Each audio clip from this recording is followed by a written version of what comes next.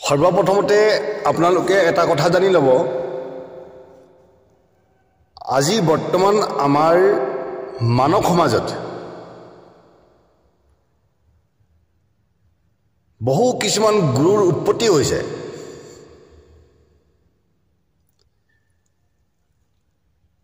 আৰু বহু কিছুমান তত্ত্বদৰ্শী গুৰুৰ উৎপত্তি হৈ কিছুমান আমাৰ শাস্ত্ৰৰ ধৰ্ম ৰীতি নীতিক বিনাশ কৰিবলৈ চেষ্টা কৰি আছে আৰু লগতে যিটো আমাৰ সনাতন সংস্কাৰ তেওঁলোকে আমাৰ এই সনাতন সংস্কাৰৰ ওপৰতো অন্য মন্তব্য প্ৰকাশ কৰি আমাৰ মানুহৰ মন চিত্ৰবিলাক অশুদ্ধ কৰিবলৈ চেষ্টা কৰিছে গতিকে আপোনালোকে তেনে তত্ত্বদৰ্শী গুৰুৰ পৰা অকণমান সাৱধান থাকিব বহুতে ভাবিছে যে আমি কিছুমান তত্ত্বদৰ্শী গুৰুৰ আদৰ্শলৈ বহুত কথা বুজি পাইছোঁ এনেধৰণৰ কিছুমানে ভাবিছে কিন্তু তেওঁলোকে অকণমান বহি যদি শুদ্ধভাৱে চিন্তা কৰে যিসকল তত্ত্বদৰ্শী বুলি নিজকে পৰিচয় দি শাস্ত্ৰৰ মৰ্ম আগবঢ়াইছে তাতো বহু কিছুমান বিঘিনি আছে প্ৰকৃতাৰ্থত শ্ৰীকৃষ্ণ ভগৱন্তই গীতাৰ যোগেদি কি জ্ঞান প্ৰদান কৰিছিল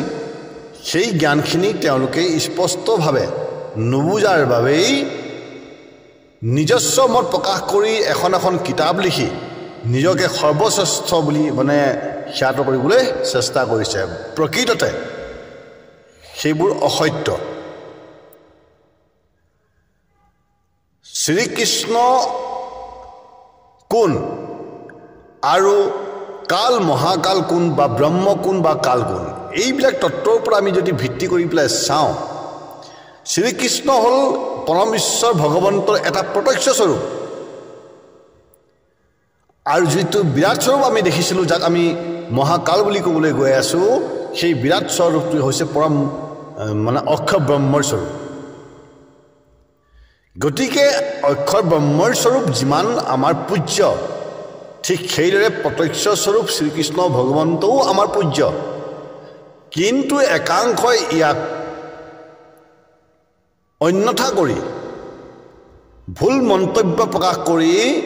তেওঁলোকে কেৱল এটা মন্ত্ৰৰ ওপৰত ভিত্তি কৰি বাকী গীতাৰ যিখিনি উপদেশ আছিল সেই উপদেশখিনি তেওঁলোকে নস্যাৎ কৰিবলৈ চেষ্টা কৰিছে গতিকে আপোনালোকক মই নিবেদন কৰিম তেনে তত্ত্বদৰ্শী গুৰুৰ পৰা আপোনালোকে অকণমান সাৱধান থাকিব এতিয়া একাংশই প্ৰকাশ কৰিছে যে ওম তৎসৎ এই তিনিটা শব্দৰ ওপৰত ভিত্তি কৰি আমি পৰম ঈশ্বৰ ভগৱন্তৰ উপাসনা কৰিব লাগে সত্য কথা এইটো গীতাৰ উপদেশ আৰু গীতাৰ উপদেশ আমি মানিব লাগে কিন্তু সেই গীতাত কেৱল ওম তৎসৎ এই উপদেশে প্ৰদান কৰিছিল নে আৰু অন্য উপদেশো প্ৰদান কৰি ভকতলৈ জ্ঞান প্ৰদান কৰিছিল সেই কথাখিনি আমি কিয় জানিবলৈ চেষ্টা কৰা নাই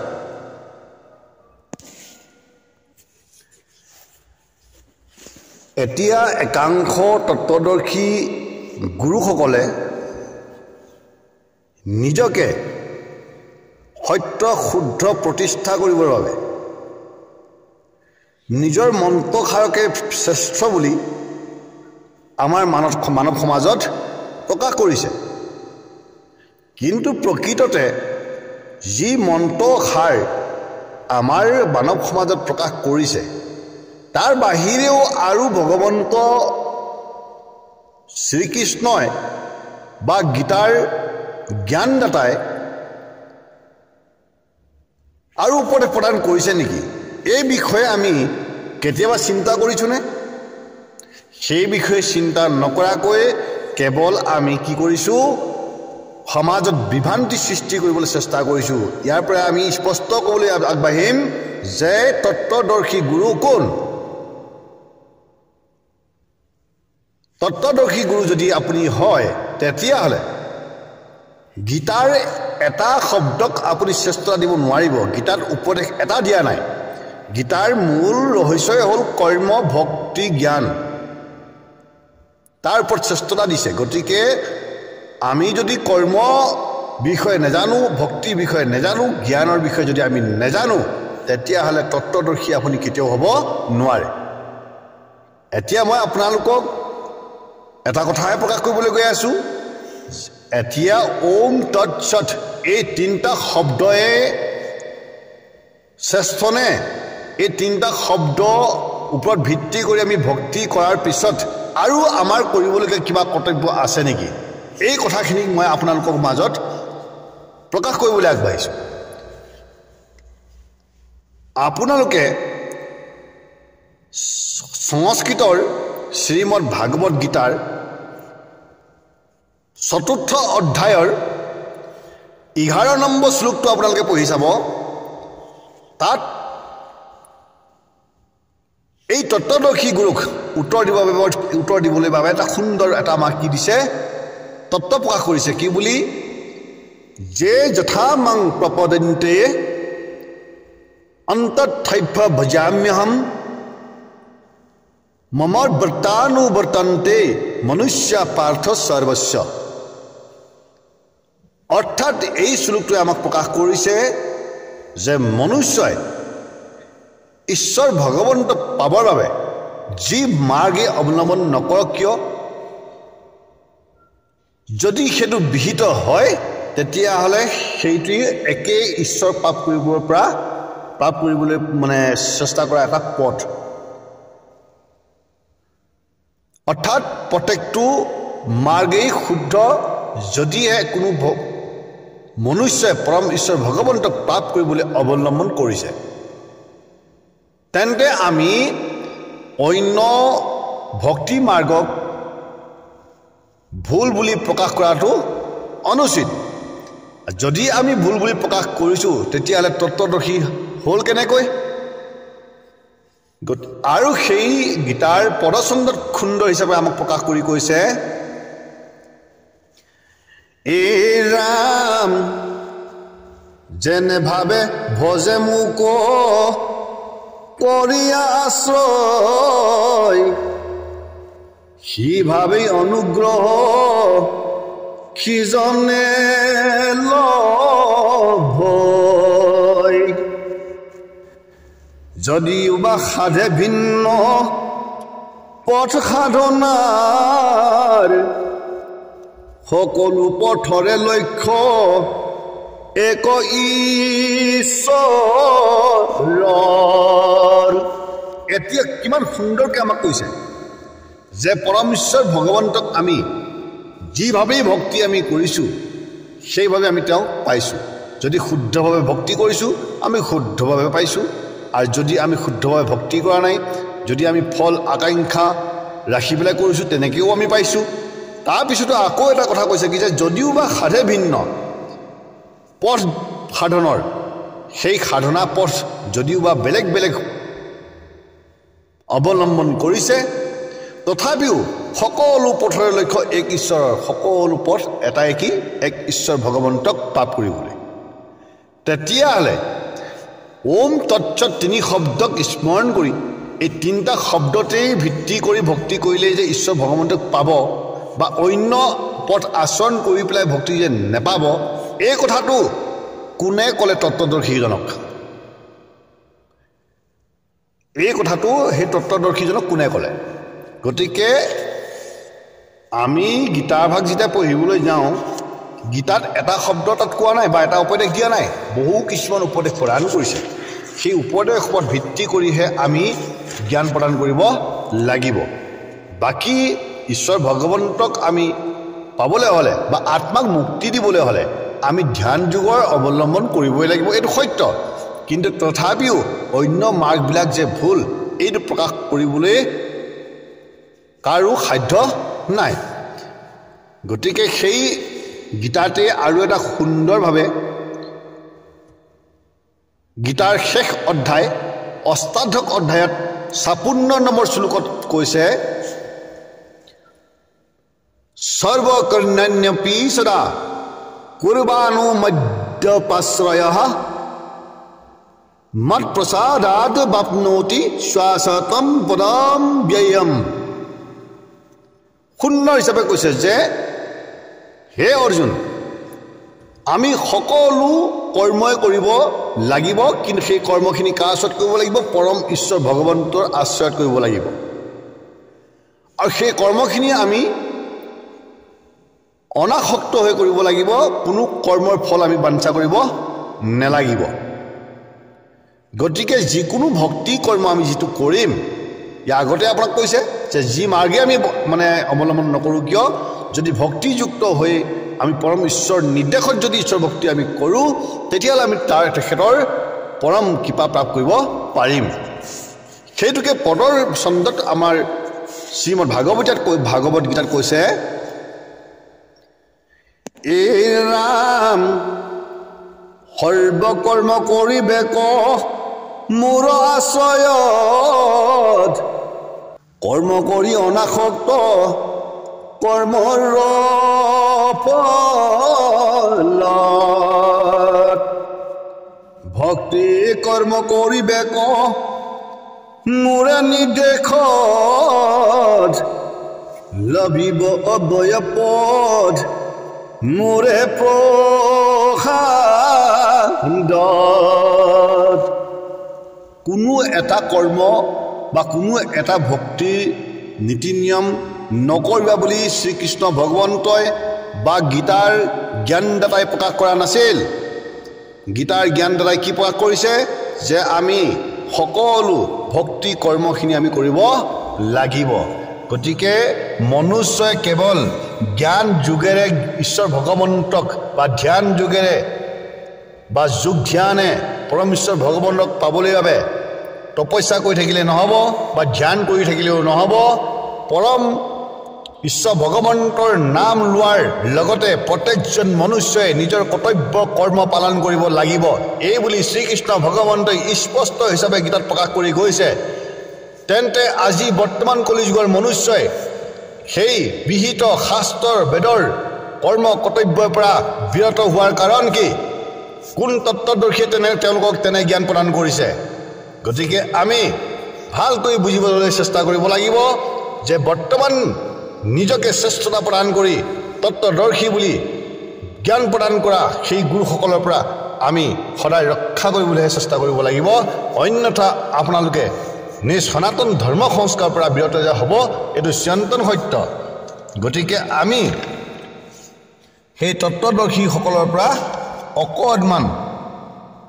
বাচিবলৈ চেষ্টা কৰিব লাগিব দেই প্ৰভুসকল। এইটোহে মই আপোনালোকৰ চৰণত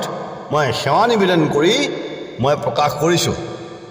তাৰপিছত আপোনাৰ সপ্তদশ অধ্যায়ৰ 11 নম্বৰ শ্লোকত সুন্দৰ হিচাপে আমাক গীতাৰ জ্ঞানদাতাই প্ৰকাশ কৰি কৈছে, অফলাকাংক্ষী ভৃষজ্ঞ বিধি দিষ্টু য ইজ্জতে যস্তব্যমেবতি মানঃ সমাধায়স্য সাত্বিকঃ। অৰ্থাৎ কি কৈছে? যে আমি বেদ শাস্ত্ৰৰ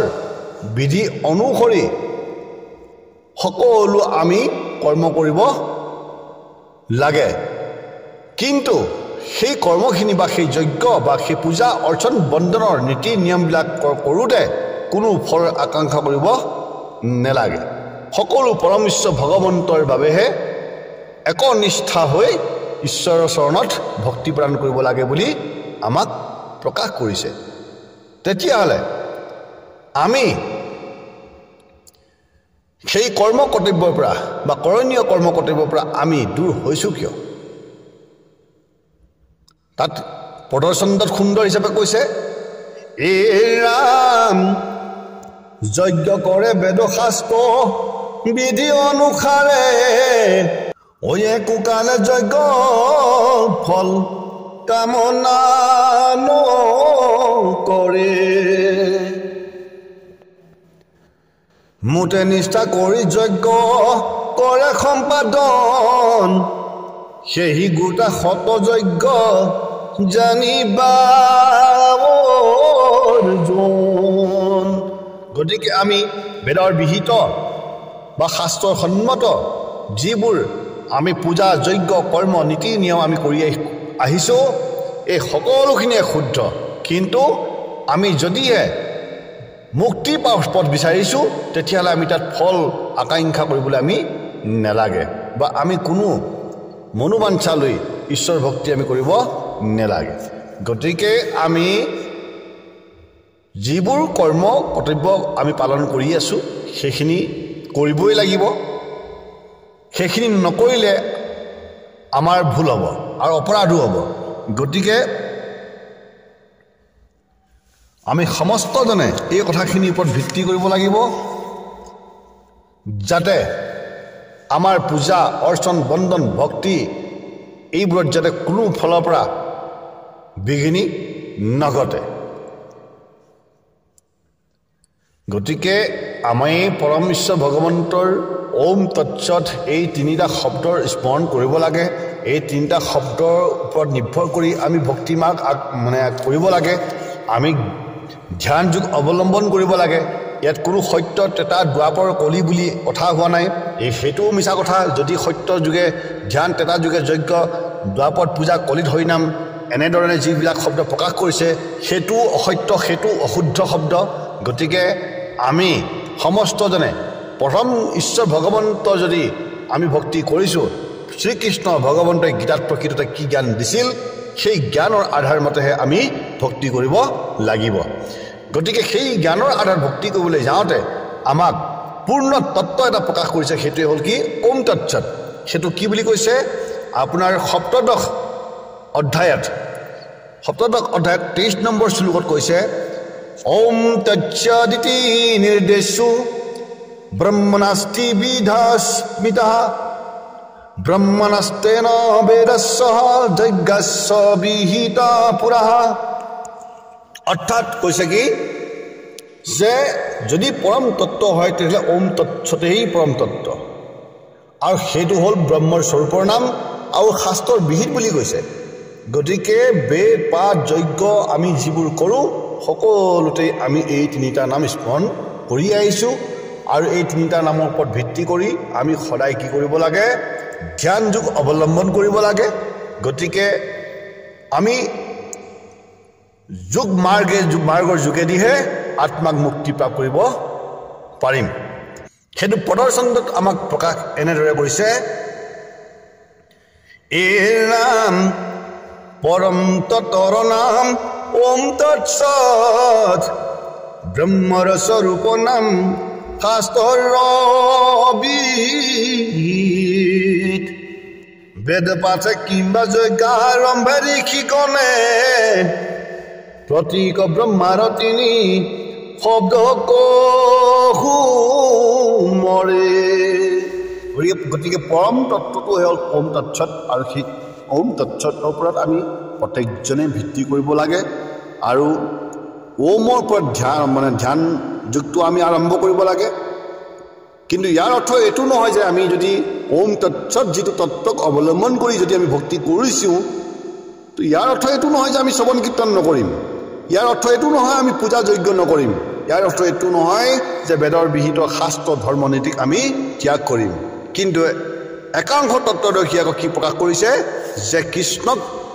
পূজা কৰিব নালাগে ব্ৰহ্মাক পূজা কৰিব নালাগে বিষ্ণু শিৱক পূজা কৰিব নালাগে এইসকল হেনো কি বিনাশী এইসকল অবিনাশী নহয় গতিকে আমি এইসকলক মানে পূজা কৰিব নালাগে এইসকলক আমি মানে উপাসনা কৰিব নালাগে কেৱল মানে আমি কি কৰিব লাগে ওম তৎসতৰ ওপৰত আমি নিৰ্ভৰ কৰি ভক্তি কৰিব লাগে এই যিটো উপদেশ এইটো অসত্য উপদেশ এই উপদেশৰ মতে আপোনালোকে যদি যায় তেতিয়াহ'লে আপোনালোকৰ অপৰাধ হ'ব আমি নিৰাকাৰ পৰম ব্ৰহ্মক পাবৰ বাবে বা নিৰাকাৰ পৰম ব্ৰহ্মৰ কৃপা প্ৰাপ্ত কৰিবৰ বাবে বা আমি মুক্তি লভিবৰ বাবে আমি ওম তৎসতৰ সহায় লৈছোঁ বা ওম তৎসতৰ আমি মাৰ্গ অৱলম্বন কৰিছোঁ সেইটো সত্য কিন্তু তাৰ অৰ্থ এইটো নহয় যে কৃষ্ণৰ নাম শ্ৰৱণ কীৰ্তন কৰিলে মোৰ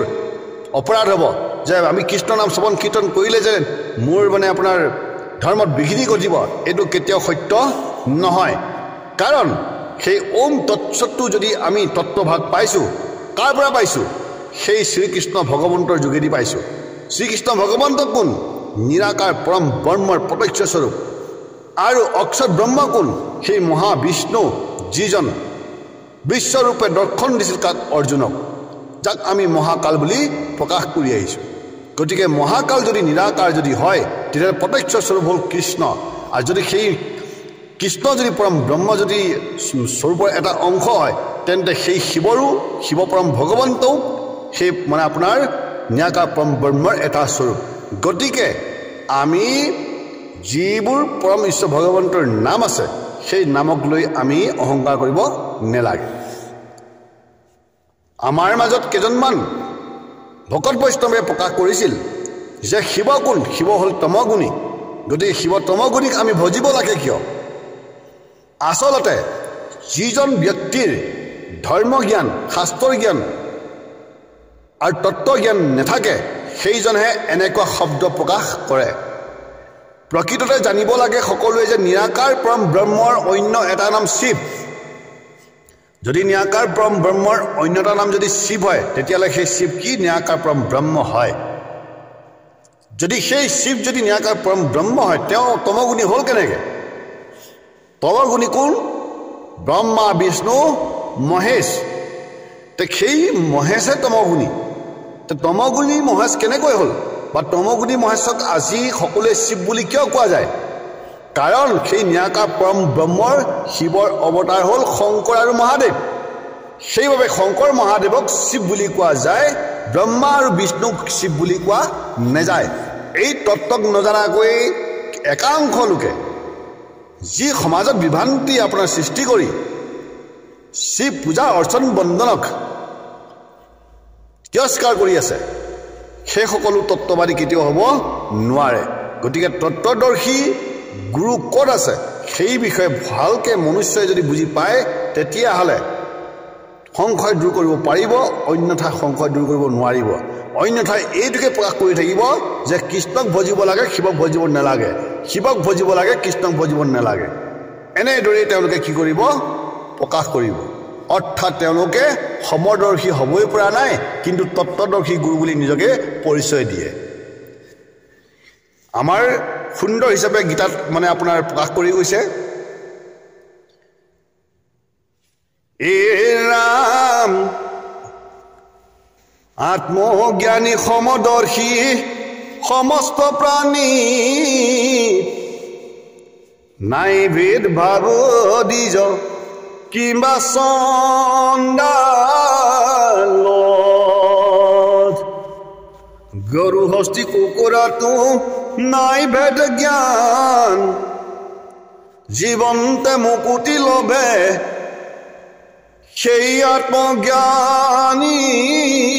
জন সুন্দৰকৈ প্ৰকাশ কৰি গৈছে আমি কোনো জীৱৰ ভিন পৰ ভেদভাৱ কৰিব নালাগে ঈশ্বৰ ভগৱন্তৰ মাজত থকা প্ৰতিটো আত্মাই হৃদয়ত থকা প্ৰতিটো আত্মাই শৰীৰত থকা প্ৰতিটো আত্মাই আপোনাৰ কি পৰম ঈশ্বৰ ভগৱন্তৰ স্বৰূপ অক্ষৰ ব্ৰহ্মৰ স্বৰূপ গতিকে যদি মহাদেৱ যদি আপোনাৰ শংকৰ বা কৃষ্ণ বিষ্ণু ব্ৰহ্মা দেৱতাগণ যদি আমি পাইছোঁ সেই সকলো সেই পৰম ব্ৰহ্মৰে আত্মা গতিকে সেই পৰম ব্ৰহ্মৰ যিবিলাক শ্ৰেষ্ঠ আত্মা সেই শ্ৰেষ্ঠ আত্মাক উপাসনা কৰোঁতে কাৰো ধৰ্ম বিনষ্ট নহয় গতিকে যদিহে তেওঁলোকে ভাবে যে সেইবোৰক পূজা অৰ্চন বা সেইজনক শ্ৰদ্ধা সেৱা কৰিব নাপায় তেতিয়াহ'লে তেওঁ সমদৰ্শী নহয় আত্মজ্ঞানী নহয় এই কথাটো আপোনালোকে আজি ভালদৰে বুজি লওক আৰু বহু কিছুমান কথা আপোনালোকৰ মাজত মই প্ৰকাশ কৰিবলৈ আছে সেইখিনি মই লাহে লাহে আপোনালোকৰ মাজলৈ প্ৰকাশ লৈ আহিম কিন্তু মূলত এটা কথা আপোনালোকে চিন্তা কৰিব সদায় যে আমি কোনোদিন ভিন পৰ ভেদভাৱ নকৰাকৈ ঈশ্বৰ ভক্তি যদি কৰোঁ তেতিয়াহে আপোনাৰ ভক্তি শুদ্ধ হ'ব ইতিমধ্যে মই আগত এটা শ্লোক আপোনাৰ গাই গৈছোঁ আৰু পদ শুনাই গৈছোঁ যে আমি পৰম ঈশ্বৰ ভগৱন্তক পাবলৈ বাবে যি মাৰ্গে অৱলম্বন নকৰোঁ সকলো পৰম ভগৱন্তক পোৱাৰ এটাই মাৰ্গ বুলি প্ৰকাশ কৰিছে কোনে গীতাৰ জ্ঞানদাতাই